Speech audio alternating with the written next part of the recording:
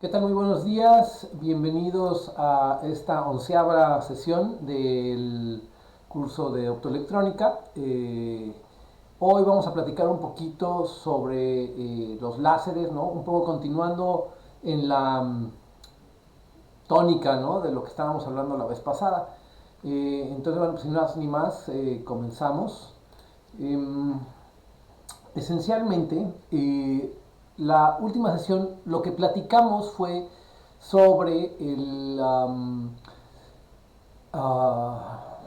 algunos conceptos, digamos, de electrodinámica cuántica. Propiamente, pues no hicimos básicamente ninguna demostración y utilizamos digamos, los formalismos ni nada por el estilo, pero platicamos un buen rato para tratar de construir una intuición alrededor de cómo es que funciona ahora la parte del campo electromagnético desde el punto de vista cuántico. ¿Sale?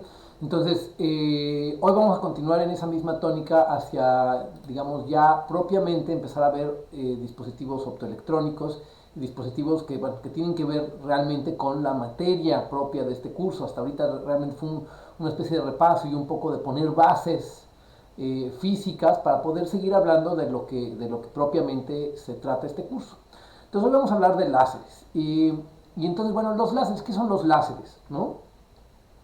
Bueno, pues los láseres son estos dispositivos que su nombre lo dice, ¿no? Aquí voy a pintar qué quiere decir láser, ¿no? L-A-S-E-R. Y bueno, pues esto viene del inglés Light Am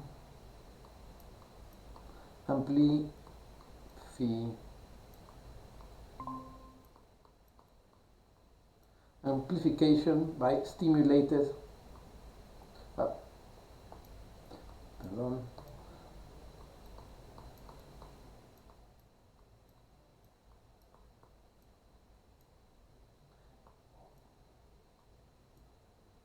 La emission es con la M, perdón.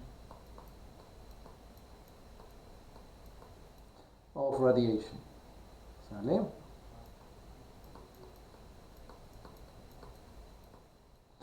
Y esto lo que quiere decir, bueno, es básicamente un dispositivo que fue propuesto, pues también más o menos en los inicios de la mecánica cuántica y de todos estos conceptos, ¿no? Es decir, ya pues hace unos 100 años más o menos, donde básicamente, bueno, pues teníamos, o se preveía, ¿no? Einstein previó, ¿no? La posibilidad de que hubiera una cosa que se llama la emisión estimulada, ¿no? Entonces, aparte de la emisión espontánea, que es la que vemos todos los días en los focos en sus casas, ¿no? En las luces, en los semáforos, en fin, en el sol mismo, ¿no? El proceso por el cual se emite radiación en esos casos es por emisión espontánea.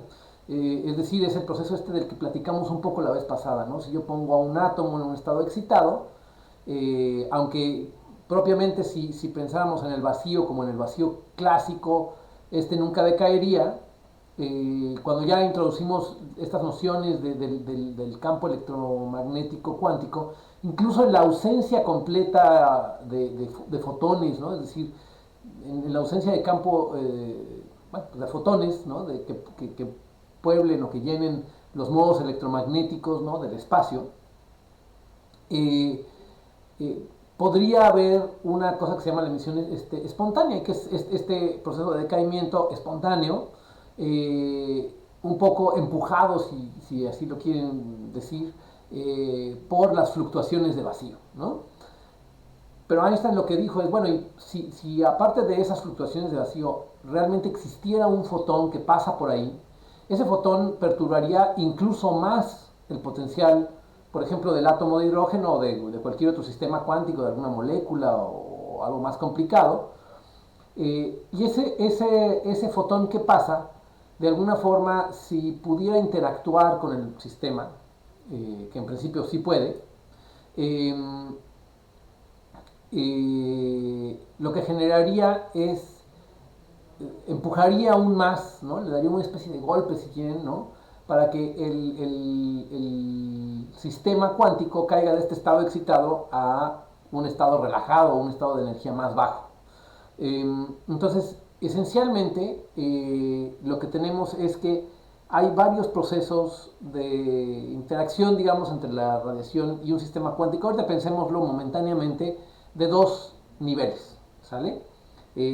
Propiamente, por otras razones, los láseres de solo dos niveles no existen, pero para efectos de la explicación más simple que vamos a ver en este curso, esencialmente, pensemos en un sistema que tiene dos niveles de energía, ¿no? Uno y dos, que les podemos llamar 1 y 2, por ponerles algún nombre, y que sus poblaciones, es decir, si tengo un conjunto grande de estos átomos o moléculas o lo que quiera que sea este sistema cuántico, tienen poblaciones N1 y N2, es decir, las N lo que quiere decir es por unidad de volumen, por metro cuadrado, por metro cúbico, por centímetro cúbico, por milímetro cúbico, no importa qué unidad escojan, tengo este número de átomos, moléculas o lo que sea el sistema cuántico por unidad de volumen, ¿no? Es decir, en este cubito de un metro, de un centímetro, de lo que sea, tengo N2 átomos en el estado excitado y N1 átomos en el estado desexcitado, por decirlo de alguna forma, ¿no? Entonces, cuando todo está a temperatura baja y nadie ha llegado a perturbar el sistema, etcétera, etcétera, no hay ninguna razón para que estén excitados los átomos o moléculas o lo que quiera que sea el sistema cuántico, pues básicamente N1 es un número muy grande, de hecho es el total del número de sistemas que tengamos. Si tenemos 1000 moléculas, pues sería 1000 en un metro cuadrado, en el cúbico o el volumen que sea, ¿no? Y N2 sería 0.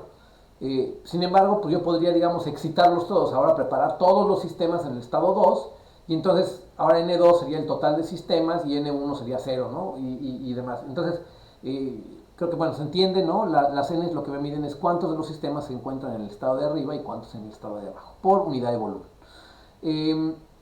Ok, y entonces vamos aquí a introducir cuáles son los posibles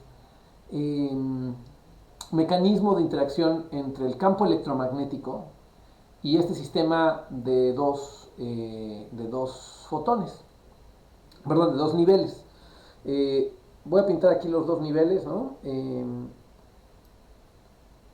¿Sí? Y una posibilidad es que el sistema se encuentre en el estado de arriba, es decir, el estado de arriba se encuentra poblado.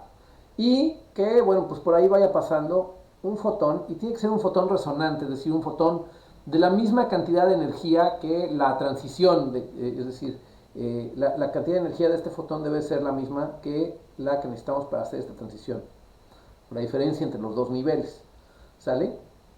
Bueno, pues ahí lo que ocurre es que se da una transición, ¿no? Es decir, el sistema baja y se relaja al estado y persiste, vamos a decir, el fotón que venía originalmente, más un nuevo fotón que se genera con el exceso de energía que tenía el sistema. Y sucede que estos dos fotones, su propiedad, digamos, interesante es que, bueno, pues como el primer fotón era resonante con la transición del átomo, ¿no? O del sistema material, el que sea. Estos dos fotones en principio son idénticos, tienen la misma longitud de onda o la misma frecuencia, como le quieran llamar. Sucede que van a tener la misma polarización y todas las mismas características. Entonces, son digamos, es un proceso por el cual un fotón de alguna forma como que se convierte en dos idénticos, tomando energía del sistema material. Y esto se llama emisión estimulada. ¿Okay? Este es el proceso que mencionamos ahorita, que se llama emisión estimulada.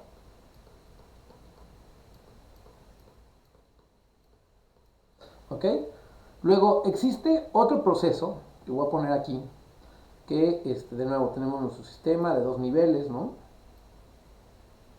donde ahora pensemos que el sistema se encuentra en el estado de abajo. Y también asumamos que llega un fotón que está pasando por ahí, ¿no? Eh, bueno, el sistema podría ahora tomar la energía del campo electromagnético, transitar al estado excitado, ¿sale? Y al final, pues ya no queda nada, ¿no? Es decir, aquí no tenemos un fotón que sale, ¿sale? Este proceso se llama absorción,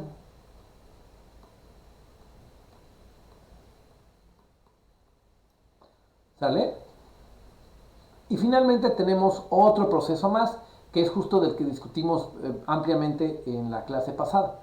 Eh, si yo tengo mi sistema de dos niveles, donde el sistema se encuentra en el estado de arriba y aunque no haya otro fotón que esté pasando por ahí, simplemente este puede decaer emitiendo un fotón y esto se llama emisión estimulada, ¿no? Perdón, emisión espontánea.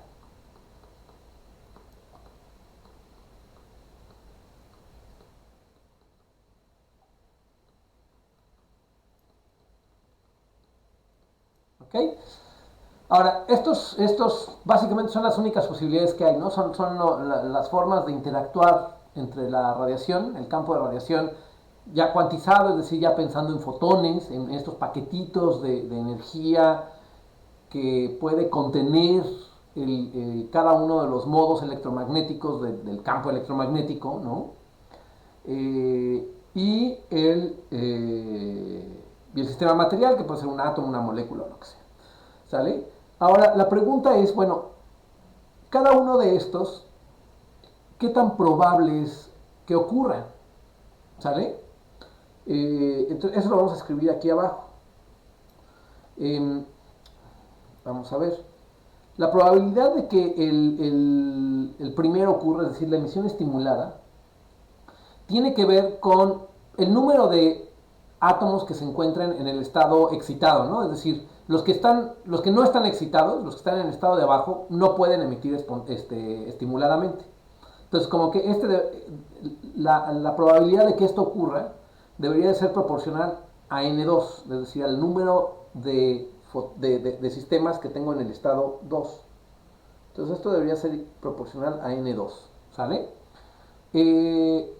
Y debería de ser proporcional también al número de fotones que hay por ahí, digamos, en el espacio. Es decir, necesitamos a este señor que está aquí, ¿no?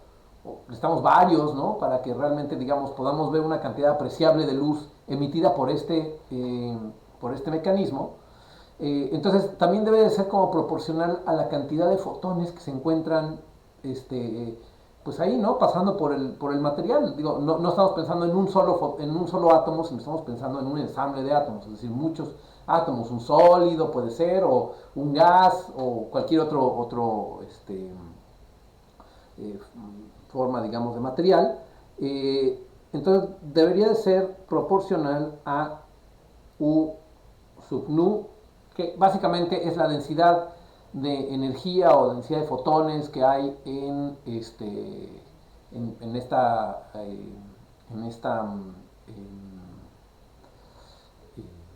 en el espacio, digamos, ahí libres y disponibles al pasar por cerca de un átomo, ¿no?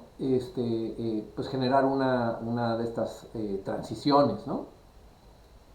Y la constante de proporcionalidad es una constante que introdujo Einstein, que bueno, se llaman los coeficientes de Einstein, son tres, uno para cada uno de estos procesos, se llama B21, es decir, es la probabilidad de que ocurra una transición del estado 2 al estado 1. Bueno, no, la probabilidad es todo el producto de estos tres, en realidad. Y B, bueno, pues es la constante de proporcionalidad ahí adecuada, ¿no? Para que este proceso ocurra. Luego, en el caso de la absorción, pensemos ahora, a ver, ¿a qué es proporcional la absorción? Bueno, la absorción ahora va a ser proporcional al número de átomos o de moléculas que tengamos en el estado de abajo, ¿no? O sea, los que están arriba, esos no pueden absorber, solamente los que están abajo. Entonces de nuevo, debe ser ahora proporcional a N1. Y también debería ser proporcional a la cantidad de fotones que hay ahí, ¿no? Es decir, si no hay fotones para excitar la absorción, pues esencialmente este proceso no ocurre. Y si hay muchos fotones, pues la probabilidad de que ocurra es muy alta. Entonces, también es proporcional a este 1U. Y el coeficiente de Einstein correspondiente se llama B12. ¿Sale? Y luego finalmente la emisión espontánea. Ese es un proceso que ahora, pues ¿a qué será proporcional? Bueno, pues esencialmente ahora es proporcional también al número de átomos excitados. Es decir, los que están en el estado 1 no pueden tener esta transición, ¿no? Solamente los que están en el estado 2 y bueno, pues este no es proporcional a la cantidad de fotones que hay alrededor. Esto, como su nombre lo dice, es algo que sucede espontáneamente, sin la necesidad de la presencia de fotones. Y entonces, básicamente, pues simplemente hay una otra constante de proporcionalidad que se llama A2, eh,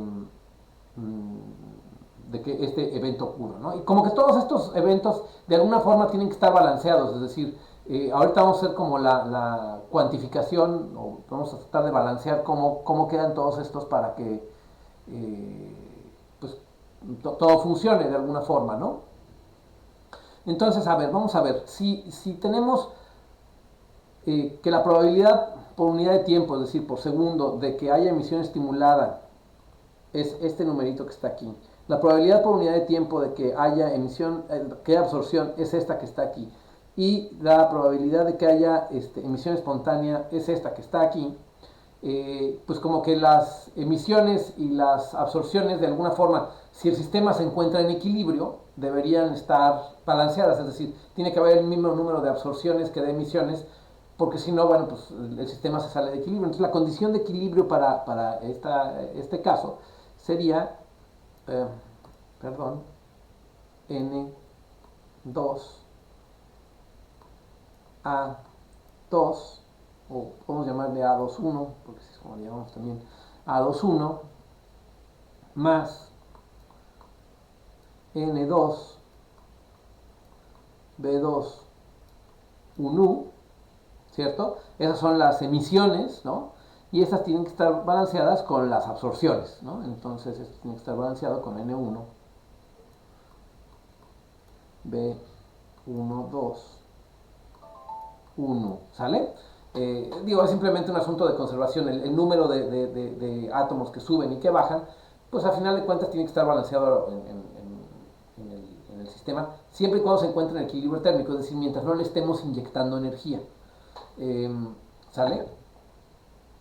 Ahora, de esta ecuación de equilibrio, vamos a llamar, ¿no? Podemos obtener podemos despejarla un U, ¿cierto? Y si hacemos eso, voy a pasar a la siguiente página, lo que obtenemos es que 1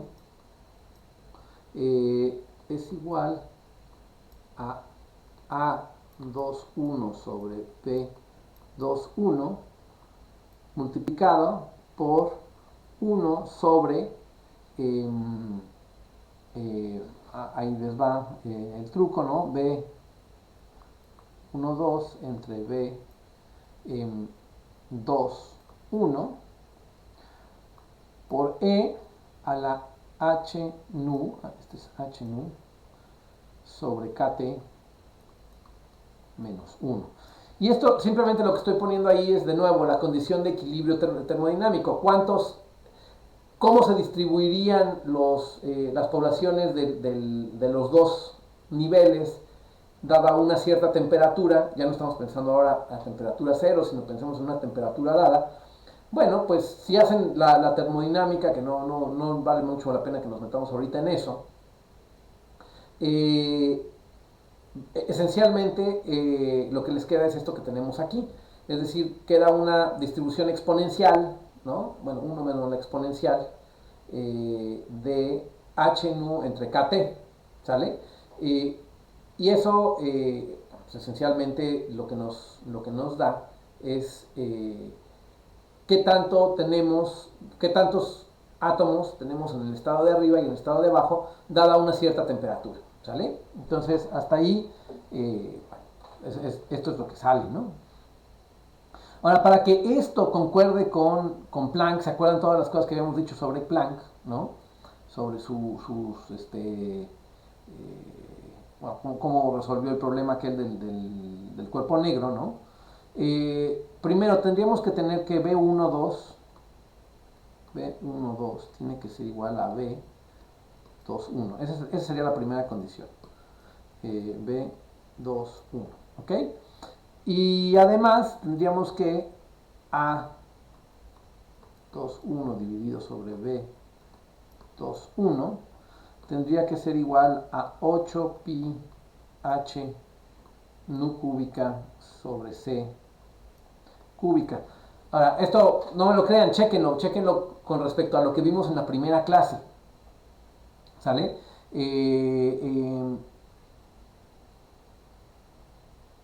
Ok, entonces, de nuevo, ¿no? En el caso de la emisión estimulada y la emisión espontánea, ¿no? Eh, eh, o digamos, considerando el estado de equilibrio térmico, ¿no? Que estamos viendo aquí, lo que tenemos es que la emisión estimulada dividida entre la emisión espontánea, ¿no? ¿Se acuerdan? Era lo que habíamos puesto acá en la previa, ¿no? Es decir, si dividíamos estos dos entre sí, es decir, y lo que obtenemos es que eh,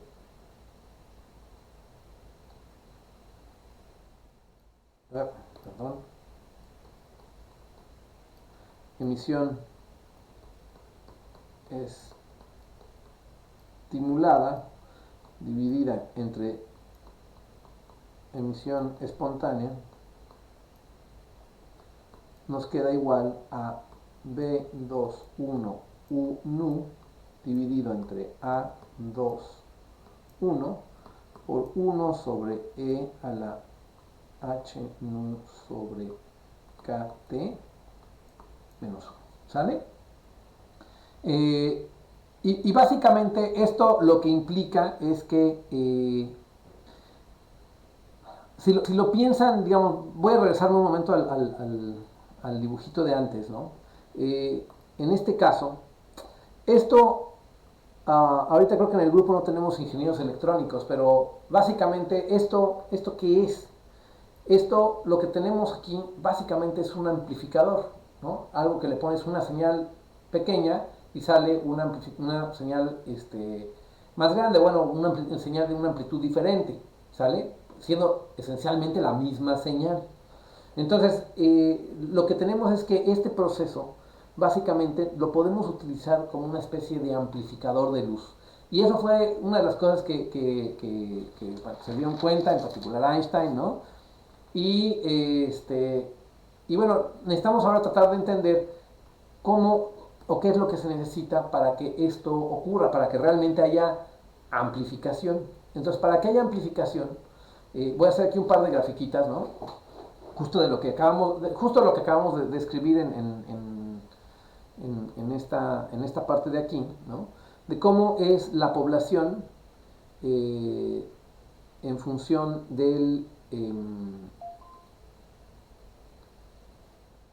si aquí ponemos la energía, ¿no? La energía de los diferentes niveles, en este caso nada, vamos a poner dos, pero podrían ser más.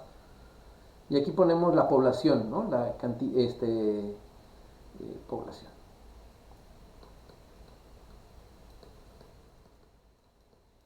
Es decir, la n que le corresponde a cada uno de los niveles, ¿no? Si yo tengo aquí energía 1, la energía del primer estado, ¿no? Y aquí la energía E2, la del segundo estado. De nuevo, en equilibrio esto se debería ver como una exponencial, es decir, si yo pinto una exponencial imaginaria, ¿no? Para que esto cumpla con el equilibrio termodinámico, la población del estado E1 pues debería valer esto que está aquí, mientras que la población del estado 2 debería valer esto que está acá. Es decir, estas serían las N1 y N2 del estado de equilibrio, ¿no?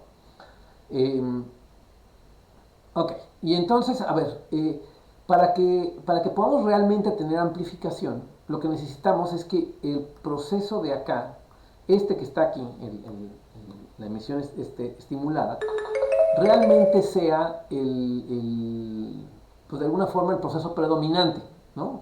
Es decir, que haya más emisión estimulada que emisión espontánea. Eh, Ahora, para que eso ocurra, entonces lo que necesitamos es que, de nuevo, ¿no? Ya como les había dicho, esto que está aquí, esta distancia de aquí a aquí, ¿no? Esto que está aquí, es la población de uno y esta es la población del otro, ¿sale?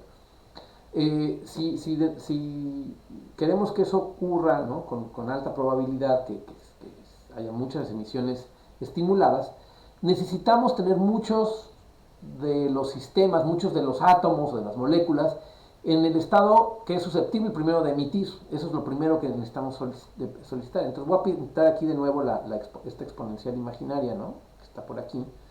Eh, pero lo que necesitaríamos ahora es que aquí está el estado E2,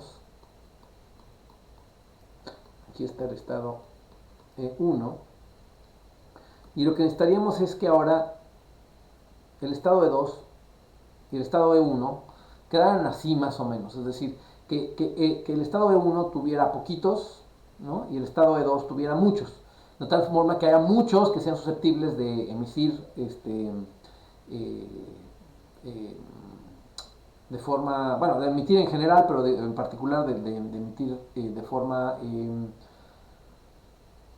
estimulada, ¿no? Eh, y, eh, y bueno, pues entonces lo que necesitamos en realidad, la condición que necesitamos cumplir es que N2 sea mayor que N1. Ahora eso típicamente no pasa, esto está altamente fuera del equilibrio termodinámico, ¿no?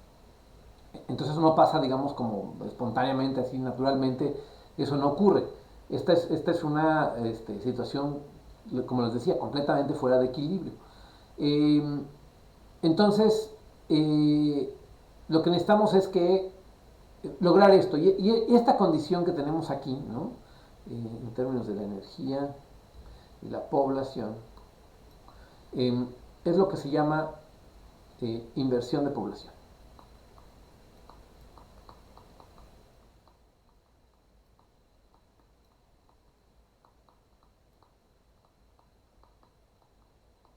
¿Okay? Esta inversión de población eh, se refiere justamente a esto, que ahora de alguna forma la población está invertida, hay más en el estado de arriba que en el estado de abajo, eso está fuera de equilibrio termodinámico y de alguna forma la distribución de cómo están los estados de los distintos sistemas está invertida respecto a lo que uno esperaría, ¿no? Pero necesitamos llegar a este estado para que pueda haber esta cosa que llamamos emisión estimulada, ¿no? Perdón, no para que haya emisión estimulada, sino para que haya realmente amplificación, ¿ok? Ok, sale. Como les decía, entonces lo que tenemos en realidad es que, bueno, pues ahora lo que vamos a observar es que aquí está el medio láser, ¿no? El material, donde están ahí todos estos átomos en sus distintos estados, con distintas poblaciones. Y lo que vamos a tener ahora es un haz que entra, ¿sí? Vamos a decir con una intensidad más o menos baja, y debería de salir con una intensidad mayor, ¿no? Trato ahí de un poco dibujarlo en términos este, de qué tan lleno está el haz que se ve aquí, ¿no? Entonces, esta es más o menos la idea gráficamente de qué es lo que estamos tratando de, de observar o de modelar, ¿no? Entonces, continuamos un poco, perdón, con tratar de hacer un poquito las matemáticas atrás de este proceso, ¿sale? Entonces, a ver, vamos a ver. Hay varias consideraciones de las cuales no hemos hablado hasta aquí y que es bueno tomar en cuenta. Uno es que, primero, pues por efecto Doppler, digamos, ¿no? Los átomos están vibrando, o sea, ya en un sistema ya más real, ¿no? Es decir, átomos, por ejemplo, en un sólido o en un gas, pues se encuentran en movimiento porque tiene una cierta temperatura, eh, y eso de alguna forma eh, nos genera ciertos efectos como por ejemplo de ensanchamiento por efecto Doppler, es decir, no importa que los fotones que yo tengo ahí pasando sean perfectamente monocromáticos y tengan exactamente la energía correcta, la realidad es que si unos átomos se están moviendo en la dirección de donde viene la luz, otros se están moviendo en la dirección opuesta a donde viene la luz, etcétera, etcétera, eh, eh, cada uno de estos átomos va a percibir, vamos a decir de alguna forma, una longitud de onda ligeramente diferente, ¿no? Y eso es algo que tenemos que tomar en cuenta propiamente. Entonces, bueno, hay muchas cosas que tenemos que tomar en cuenta para que esto de la emisión estimulada ocurra, eh, y que realmente haya amplificación. Y entonces, a ver, vamos a ver. Eh, Tenemos que pensar ahora ya no solamente en un haz perfectamente monocromático y en átomos perfectamente centrados en su, eh, vamos a decir, en su energía, ¿no? Sino ahora tenemos que trabajar pues, con ciertos intervalos simplemente generados por estas interacciones, por estos efectos, este efecto Doppler y demás, ¿no? Entonces, lo que tenemos es que eh, la densidad esta de energía, ¿no? De la que hemos estado hablando, U sub nu, en realidad multiplicada por una cierta nu, delta nu, delta nu,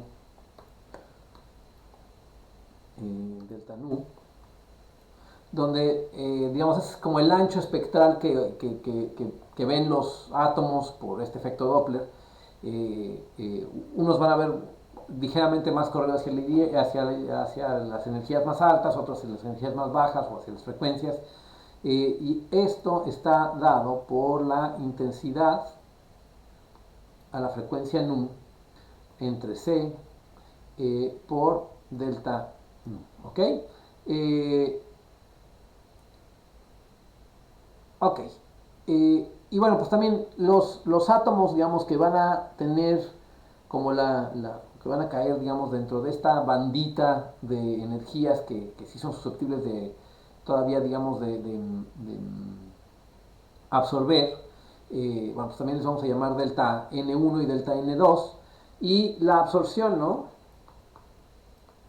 La absorción B1, 2, U sub nu, delta N1 va a ser igual a B1, 2, B1, 2 por I sub nu entre C, delta N2. La emisión estimulada va a ser B21 U nu delta N2 igual a B21 y nu entre C delta N2. ¿Sale? Y bueno, pues tenemos que tomar en cuenta que cada evento de absorción o cada evento de emisión intercambia un paquete de energía de tamaño h. Eso lo voy a poner aquí entre paréntesis. La energía de cada evento de emisión o absorción genera o le da o le quita al campo electromagnético una cantidad h nu de energía, ¿cierto? Ok, vamos a ver. Entonces tenemos ahora que si queremos ver ahora cómo varía la intensidad a lo largo del tiempo, por ejemplo, lo que tenemos es que la derivada respecto al tiempo de la intensidad, ¿no? Multiplicada por este delta nu va a ser igual a h nu por el número de eventos que haya por unidad de tiempo, ¿no? que absorban y que emitan fotones, ¿sale? Entonces, en principio, eh, esto debería de ser h nu, que es la energía que se toma o que se recibe de cada uno de estos eventos, multiplicada por el número de eventos que ocurren, que es B 21 delta N1 menos B12 por delta N, eh, perdón, aquí es delta N2, aquí es delta N1, perdón, y multiplicados ambos por 1, ¿no? La 1 la puedo factorizar, y vamos a, ahorita no poner emisiones espontáneas, ¿no? Eh, ok, entonces si esto ahora lo quiero poner en términos de la intensidad luminosa, bueno, pues puedo convertir, o sea, ya vimos fácilmente cómo transitar entre la U y la intensidad, ¿no? Simplemente hay un factor de C que está por ahí. Y también puedo hacer un cambio de variable sabiendo que X es igual a CT, es decir, ahorita el tiempo que me va a interesar es el tiempo que tarda un fotón en pasar de una orilla del cristal a la otra orilla del cristal, o del gas, o del material que está proveyendo, digamos, la energía, ¿no? Es decir, el medio láser.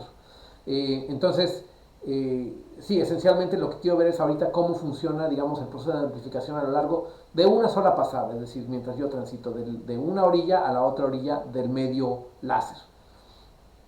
¿Sale? Y entonces puedo convertir esto fácilmente, hacer un cambio de variable de x en dx, ¿no? De la intensidad luminosa, tomando la c que viene de acá también, ¿no? ¿Se acuerdan? Esta c que está de acá. Eso va a ser igual a h nu entre c por delta n2 entre delta nu menos delta n1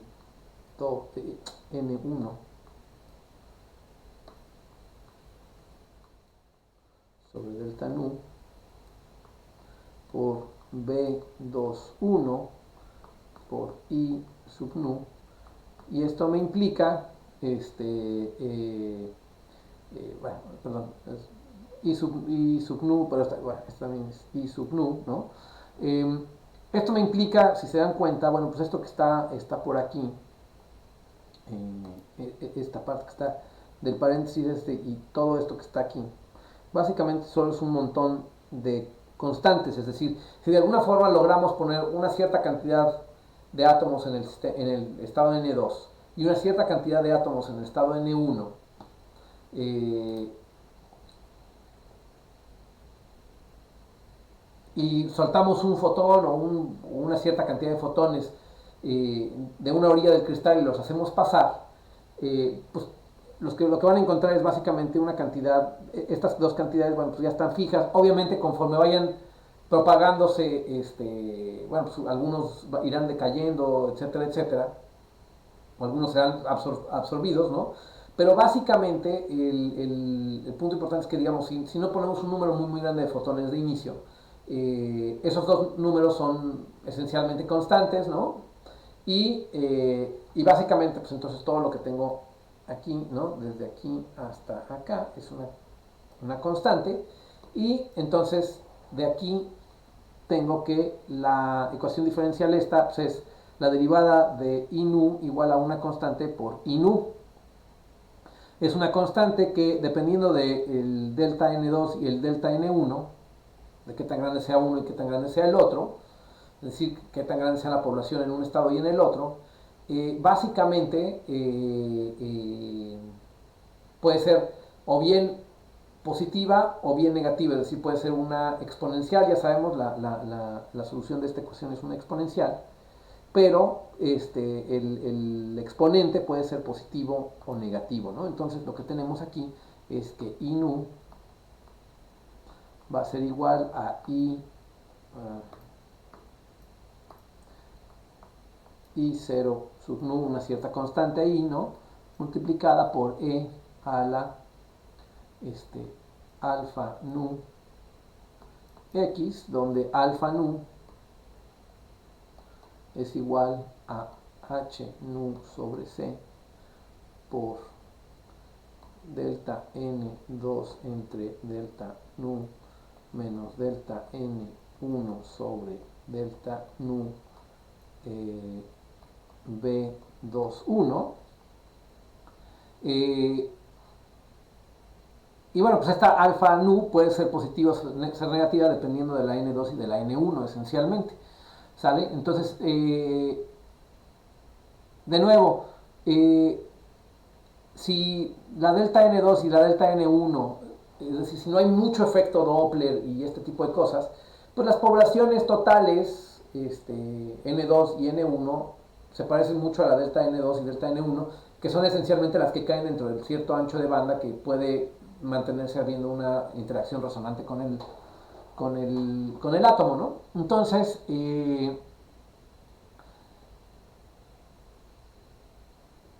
bueno, esencialmente lo que tenemos es que en ese caso podemos aproximar delta N2 y delta N1 como aproximadamente N2 y N1, ¿no?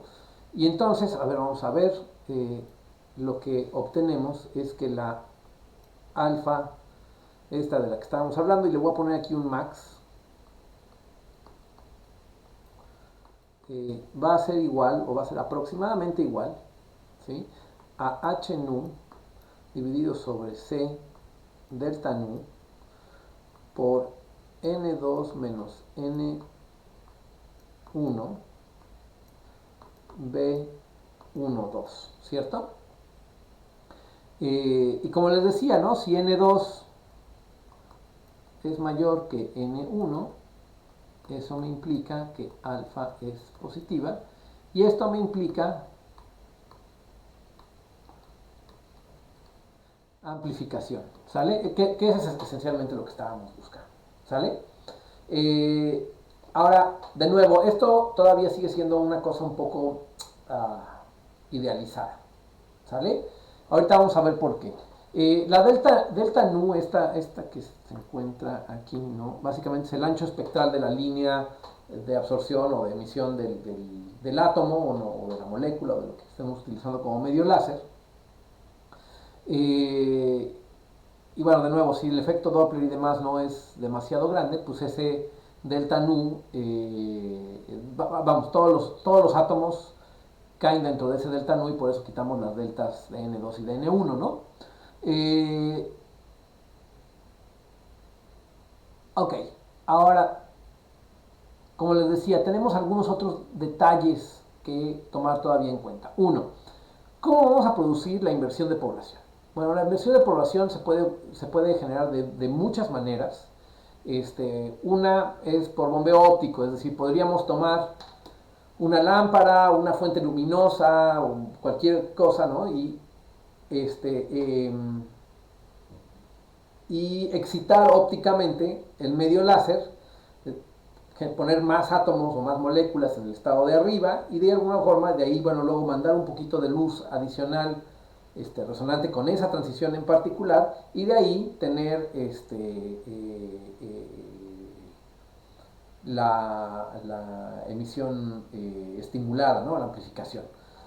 Podríamos tener excitación eléctrica, es decir, pasar una corriente y generar de alguna forma que los átomos o las moléculas o los sólidos o el material que sea queden, digamos, en el estado de arriba y con eso generar la inversión de población. Esa es otra forma. Hay otra que es generando colisiones átomo a átomo, es decir, si de alguna forma calentamos mucho el material, eso es algo que es más como de principio físico que realmente de un dispositivo real, pero en principio uno puede generar colisiones entre átomos, hacerlos chocar entre sí y que bueno, en la colisión se transfiera energía no cinética como si fueran pelotas de billar, sino que parte de la energía se vaya a excitar uno de los átomos y con eso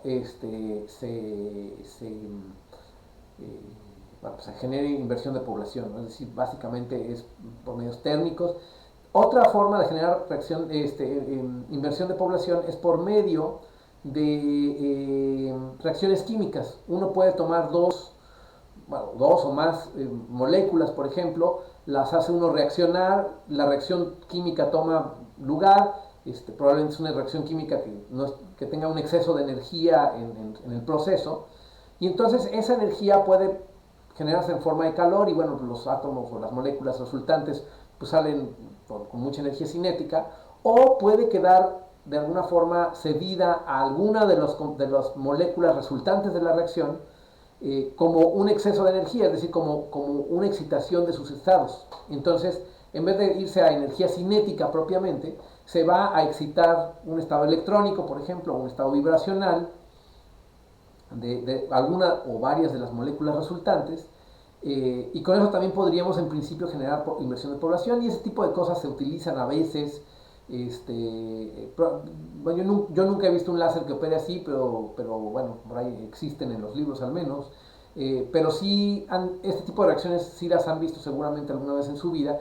Están estas cosas que se llaman los cialumes, ¿no? Que son estas tiritas que muchas veces en las ferias o en algunas fiestas dan, donde uno rompe una cápsula que está adentro, se mezclan dos líquidos y los líquidos que quedan adentro empiezan a emitir luz, al menos por un tiempo.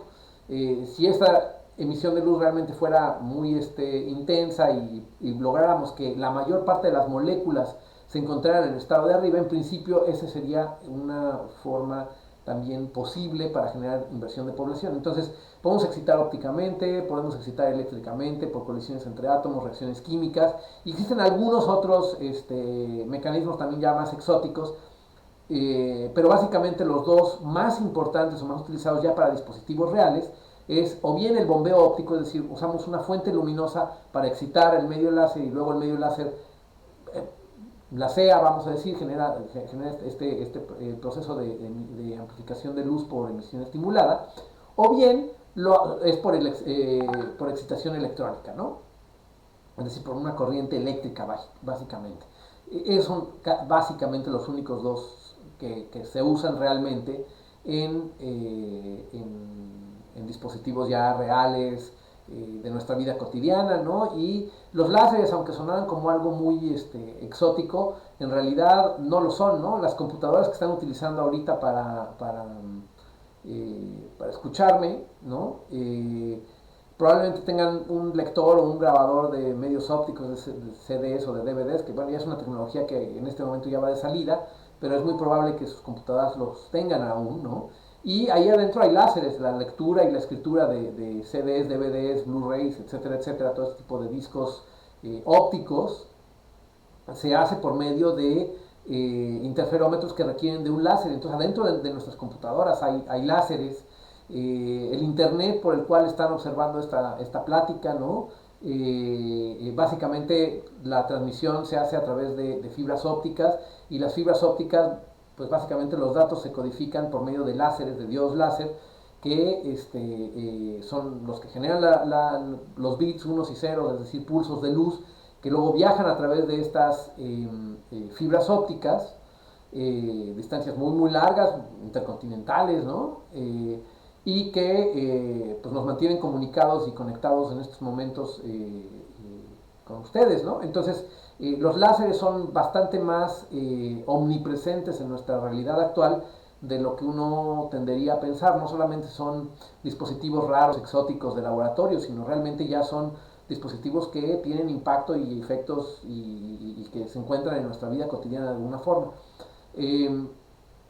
Entonces, bueno, hasta ahí hemos hablado básicamente de dos conceptos importantes. Uno, la emisión estimulada, y por otro lado, la parte de la inversión de población, ¿no? Y dijimos, bueno, con eso ya más o menos lograríamos tener un láser. Ahora, en realidad un láser es todavía una cosa un poco más complicada que eso. Voy a continuar aquí en el dibujo, ¿no? Un láser, bueno, implica tener un medio láser, ¿no?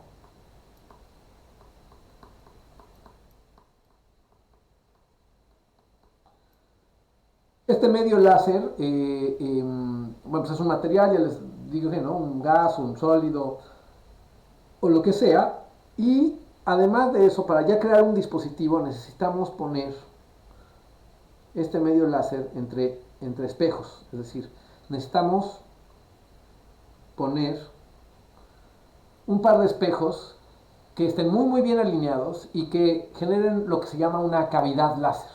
Es decir, lo que queremos hacer no es nada más mandar luz de un lado y que transite a lo largo del material y que luego pues salga como un poquito más amplificada del otro, no sé, el doble de intensidad o el triple o no sé, sino lo que queremos hacer es de alguna forma seguir permanentemente estarle dando energía al medio láser, es decir, mantener la inversión de población, aunque ya haya pasado luz por ahí, que lo desexcitara por emisión estimulada, ¿no?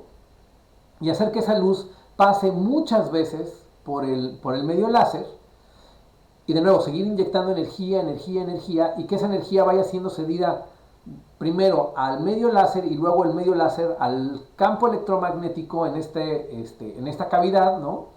Y que con eso logremos tener intensidades realmente muy grandes, ¿no? Y que además se genere un haz como muy bien colimado, etcétera, etcétera, que pues requiere de la existencia de esta cosa que llamamos la cavidad láser, ¿sale? Ahora, si recuerdan, ya habíamos hablado un poquito sobre cavidades en la sesión anterior, y uno de los problemas de tarea de la primera parte del curso era justamente eso, resolver la ecuación de onda en una caja, metálica, ¿no? O que sostiene solamente ciertos modos, es decir, los modos que tienen medios ciclos o ciclos en múltiplos de su medio ciclo contenidos en la caja, ¿no? Todos los otros son medios que son modos electromagnéticos, son frecuencias que no sobreviven dentro de la cavidad electromagnética restringida por una caja, digamos, ¿no?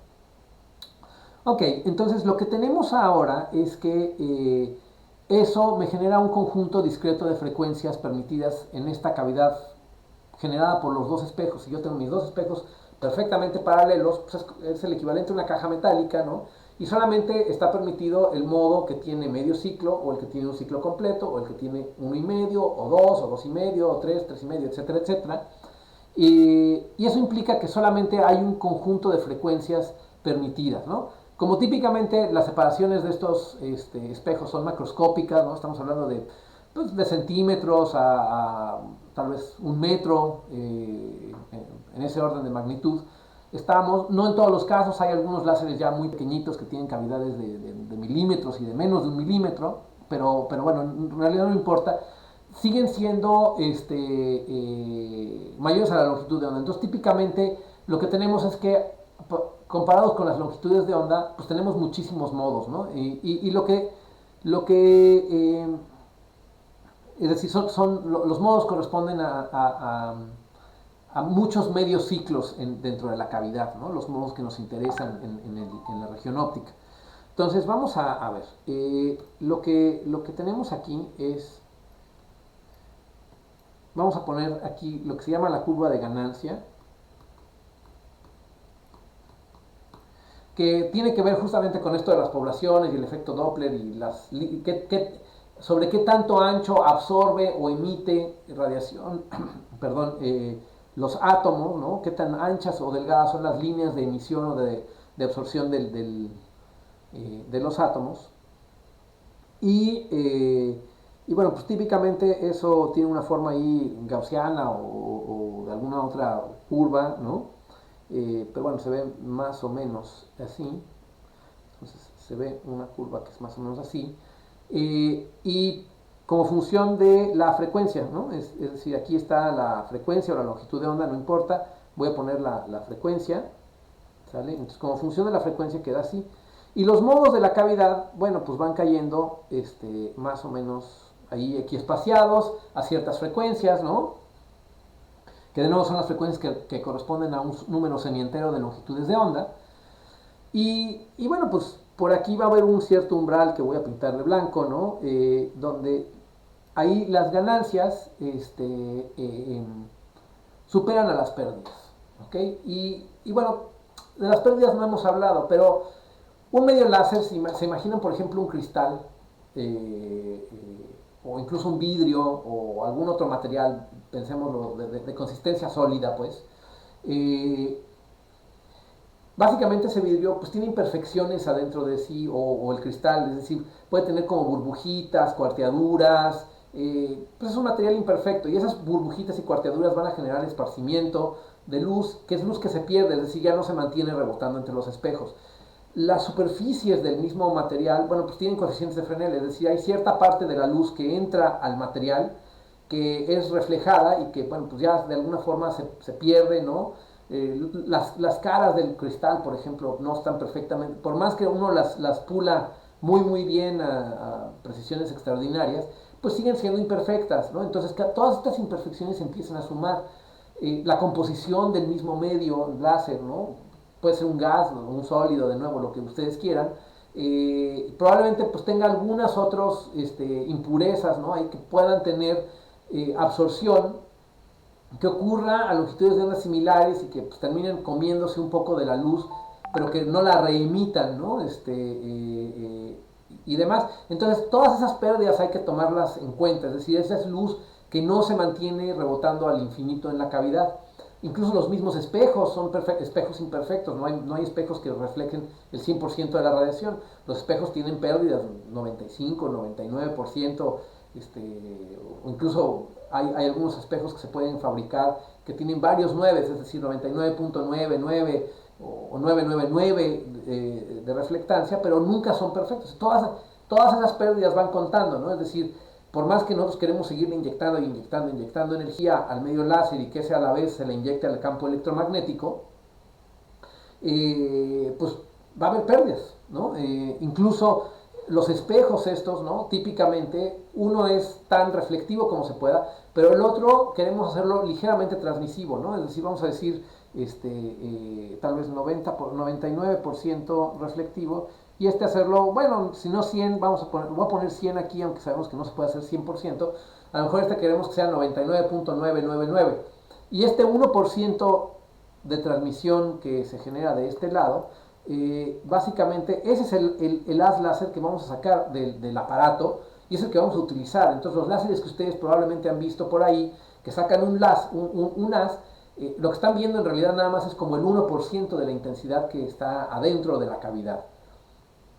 ¿Sale? Ahora, tomando todo esto en cuenta, ¿no? De nuevo, el haz que uno saca del dispositivo, pues esencialmente es una pérdida para el dispositivo, para la cavidad, es radiación que desaparece de la cavidad láser.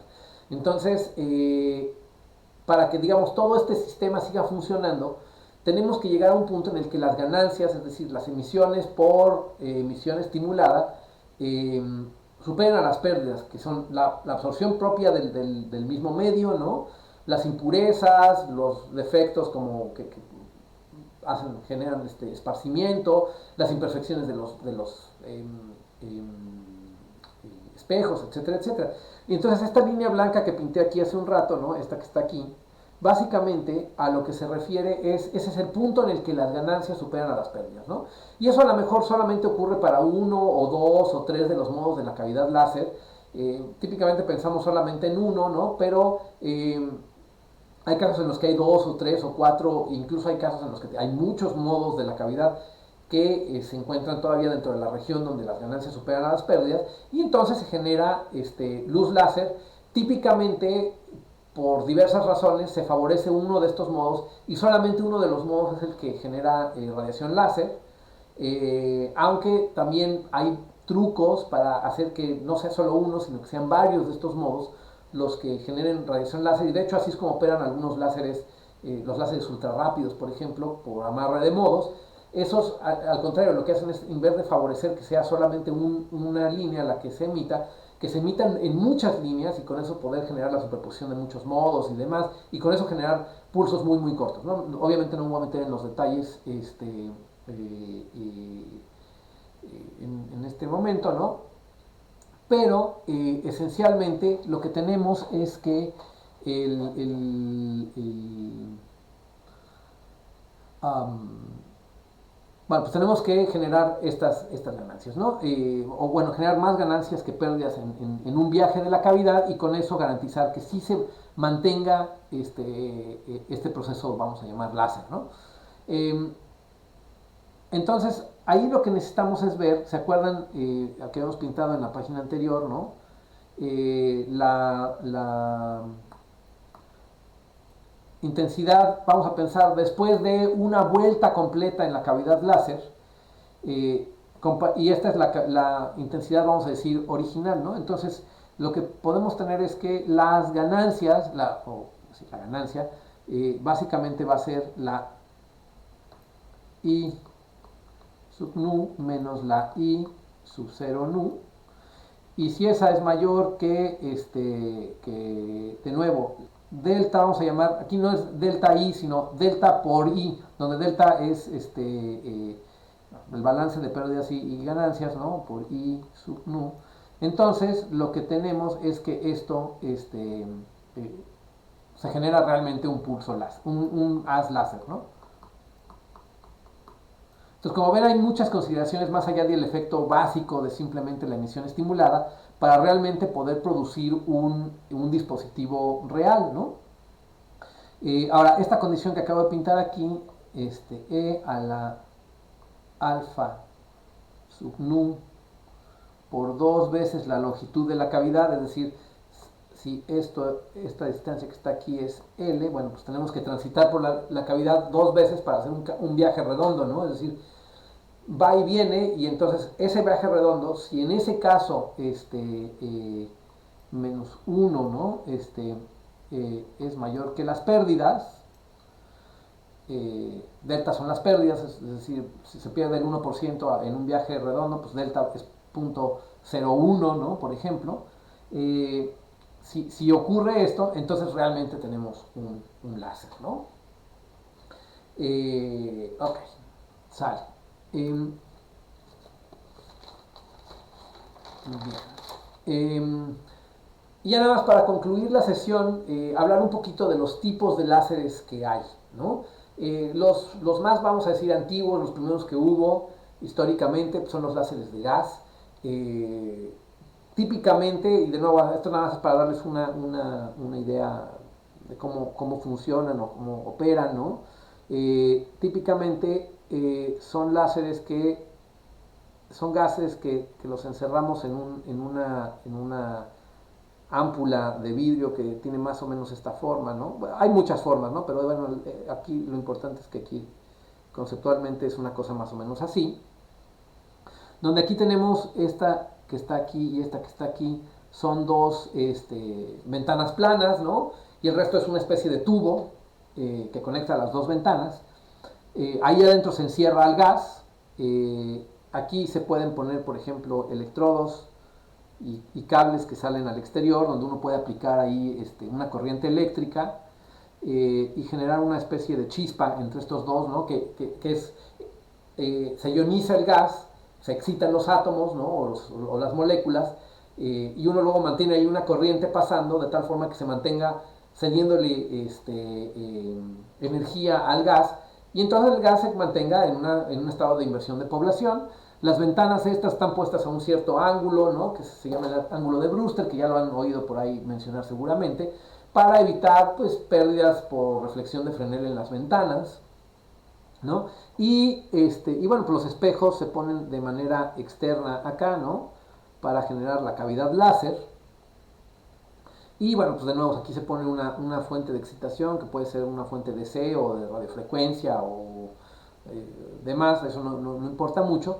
Y bueno, pues de este tipo de láseres hay muchos, uno muy conocido y que probablemente han incluso tenido contacto con él, es el de helio neón, donde lo que se pone ahí adentro es una mezcla de helio y neón, que son dos gases nobles, y bueno, pues esencialmente tiene muchas virtudes porque el helio es relativamente fácil de ser susceptible de ser excitado. Más o menos el esquema de energía del helio, aquí voy a poner el helio y aquí voy a poner el neón. Si aquí está el estado base, ¿no? Voy a hacer aquí un corte en el eje, como a 15 electron volts, 15 electron volts, por ahí entre 15 y 20. Básicamente el helio tiene un par de estados que es el 2, 3S y el 2, 1S. Y esto sucede que se alinean perfectamente con un multiplete, es decir, un conjunto ahí de varios estados del neón, ¿no? Que es el 2S y el 3S. Y luego aquí hay una colección de otros estados que es un multiplete aquí, el 3P, y otro por acá que es el 2P, también del neón.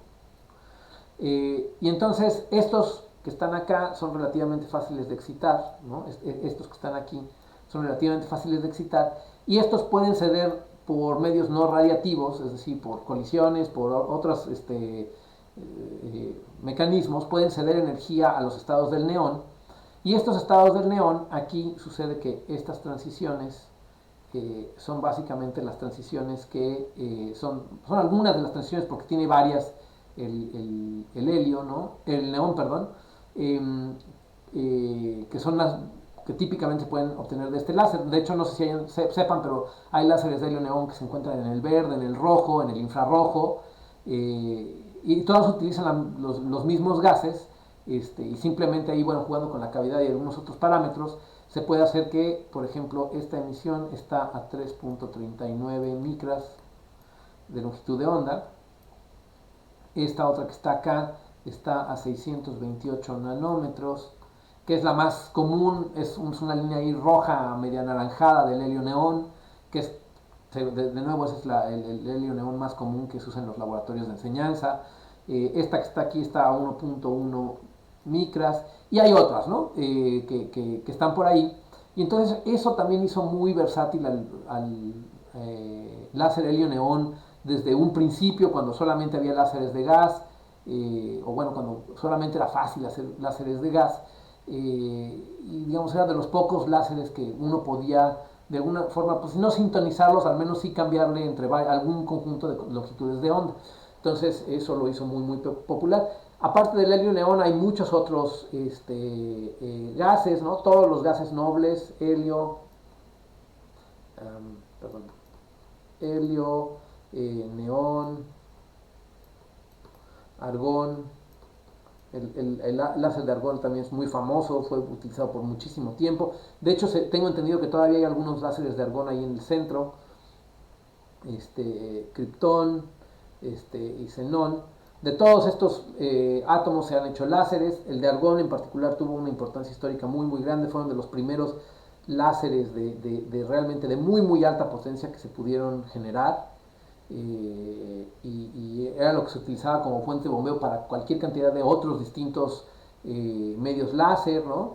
Pero no son los únicos gases que hay, ¿no? Hay vapores metálicos que se utilizaban también, vapores de zinc, cadmio, perdón, cadmio, mercurio, plomo, estaño, ¿no? Se utilizaban como medios láser. También halógenos, ¿no? Cloro, bromo, yodo. De hecho, el yodo también fue así como un láser muy usado por cierto tiempo, ¿no? Y también gases moleculares, no solamente gases atómicos, ¿no? El láser de nitrógeno es uno también súper importante. Era digamos, el argón y el nitrógeno eran los caballitos de batalla en muchos laboratorios. El nitrógeno en particular para hacer láseres en el ultravioleta, ¿no? Mientras que el argón es en el verde, si no mal recuerdo. El CO, el dióxido de carbono, que también es un láser que sigue siendo muy utilizado en la industria, por ejemplo, produce radiación más o menos a 10 micras, eh, y es un láser infrarrojo que en esa región del infrarrojo incluso muchos metales por diversas razones no son muy reflectivos, y entonces es un láser excelente para hacer corte en metales, por ejemplo, y en muchos materiales. Y además también se pueden obtener láseres de CO2 de altísima potencia, ¿no? Entonces en la industria, les digo, se utilizan mucho. También perdón, los láseres de estado sólido, ¿no?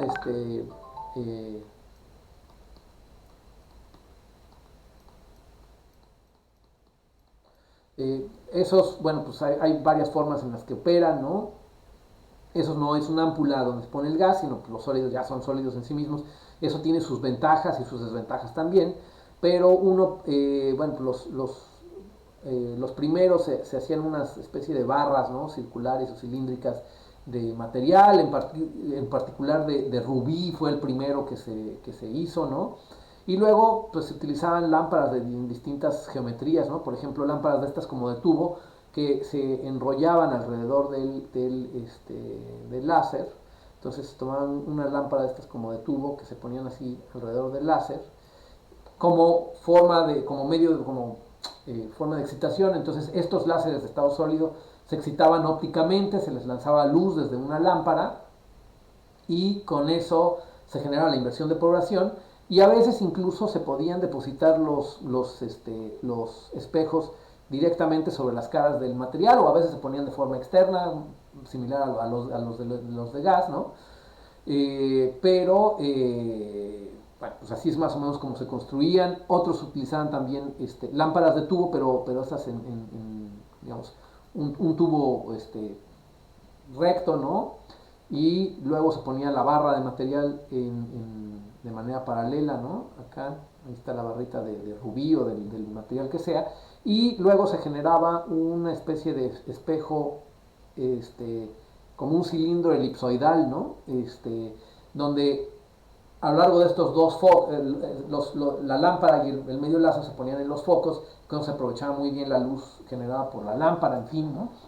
Y diversos trucos para su operación, ¿no? De nuevo, también aquí hay de muchos materiales distintos, ¿no?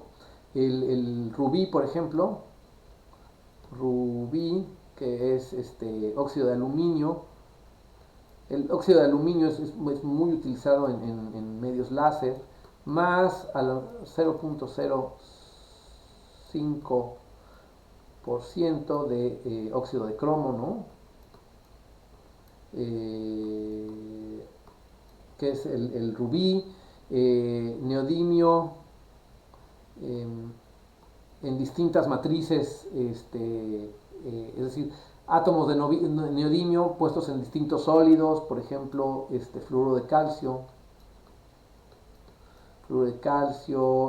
o bien en tungstenuro de calcio, ¿no? Em, o en vidrio incluso, ¿no?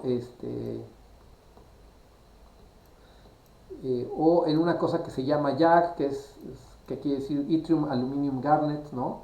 Que es también un compuesto que contiene oxígeno y itrio y algunas otras cosas. Que de hecho ahora el neodimio YAG es uno de los láseres estándares en este momento, al menos en investigación y en algunas otras aplicaciones también. Es un láser que emite en 1.06 micras, pero también tiene una línea bueno, cuando bueno, esa línea si se duplica, está a 1064 nanómetros. Cuando se pone un cristal doblador, que ya hablaremos de eso en su momento, uno puede obtener una línea muy buena en 532 nanómetros, que es en el verde, y de hecho este es el caballito de batalla hoy en día en muchísimos laboratorios, el neodimio YAG, ¿no? El YAG tiene algunas propiedades muy interesantes. En particular es muy bueno para dispersar el calor, entonces aunque estos barras de material se calientan mucho, pues también es relativamente fácil sacar el calor de ahí, ¿no? Herbio también en fluoruro de calcio, ¿no? Varios de estos tierras raras, ¿no? Se ponen en más o menos las mismas matrices, en vidrio, ¿no? Y también les decía, está en 1064 nanómetros, emite a 2040 o por ahí nanómetros, etcétera, etcétera. Entonces uno puede, hay otra línea del herbio que también está en 1550, que de hecho es muy importante. porque con este tipo de matrices de herbio vidrio, uno las puede jalar en una torre de estiramiento. No sé si ya los hayan llevado alguna vez a la torre de estiramiento de fibras ahí que está en el CIO, ¿no? Pero básicamente una barra de este material la puede uno calentar al punto de llevarla a la fusión y luego jalarla para hacerla una cosa muy muy delgadita como si fuera un cabello, ¿no? Y uno puede hacer un láser dentro de la fibra óptica. Y de hecho el láser de Herbio Fibra de 1550 es muy muy importante porque también es uno de los caballos de batalla en telecomunicaciones, ¿no? Las transmisiones de telecomunicaciones se hacen a 1550 nanómetros. Entonces, bueno, también es un láser de importancia tecnológica real, muy, muy grande, ¿no? Ok, aparte de esos dos tipos de láser, ya me voy muy rápido, ¿no? Hay lo que se llaman los láseres de colorante.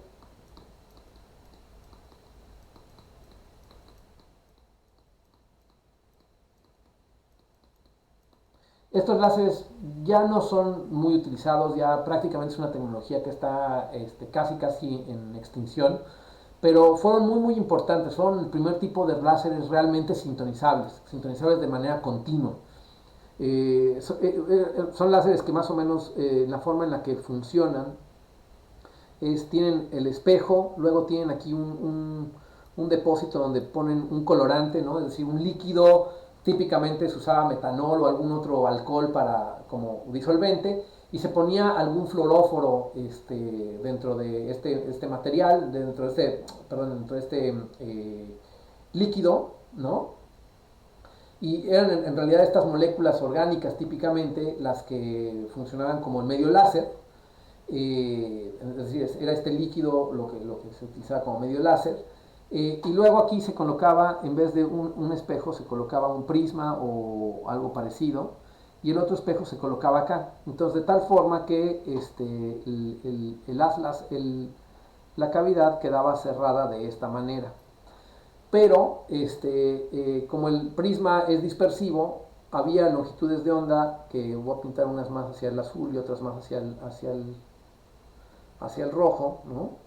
Que digamos se salían de la cavidad. Entonces con el prisma, con el ángulo del prisma, uno podía elegir qué color quería uno amplificar, ¿no? Y con eso uno podía sintonizar el color de emisión del láser. Estas cosas eran una cosa espantosa, ¿no? Porque para empezar el líquido no podía estar estático, tenía que estarse recirculando, entonces tenía uno que hacer un sistema de bombeo para estarlo circulando, siempre había fugas.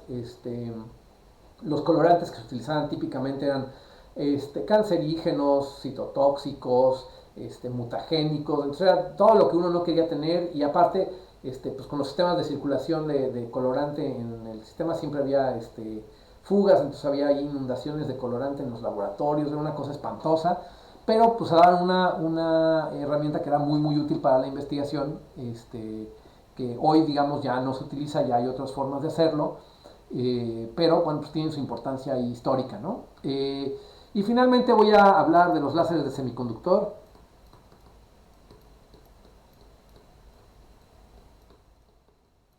que probablemente son los más relevantes para nuestro curso, y a los cuales vamos a dedicar un poco más de tiempo ya con más calma después, ¿no?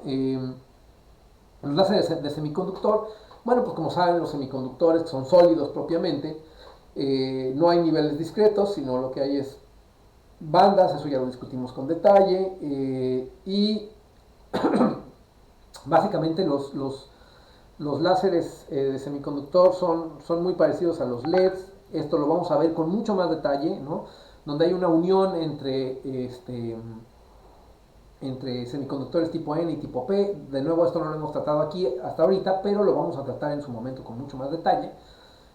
Donde aquí hay exceso de electrones, donde acá hay exceso de huecos y demás. Y al poner una corriente eléctrica, esto transita a hacer un esquema de bandas que se ve ahora más o menos así, donde ahora los electrones fluyen en esta dirección, los huecos fluyen en esta dirección, y en esta región de aquí se genera la inversión de población, y uno puede tener luz a partir perdón, de este tipo de diodos láser, simplemente aplicando una corriente eléctrica. Los apuntadores láser, los láseres que hay en los lectores y grabadores de CDs, DVDs, Blu-rays, etcétera, etcétera, todos son este tipo de láseres semiconductores. Son sumamente estables, muy robustos, de bajo consumo eléctrico, etcétera, etcétera. Entonces tienen muchas ventajas y son fácilmente integrables en sistemas semiconductores y demás. Entonces, bueno, pues de ahí que hayan cobrado tanta relevancia en estos momentos, ¿no? Entonces, todavía hay un par de detallitos más que quiero cubrir sobre láseres antes de pasar a otras cosas, pero eso ya lo haremos en la próxima sesión. Esencialmente por hoy, más o menos, pues creo que con esto concluimos la sesión. No me queda más que darle las gracias por estar aquí y bueno, pues nos vemos la próxima, ¿no? Muchísimas gracias.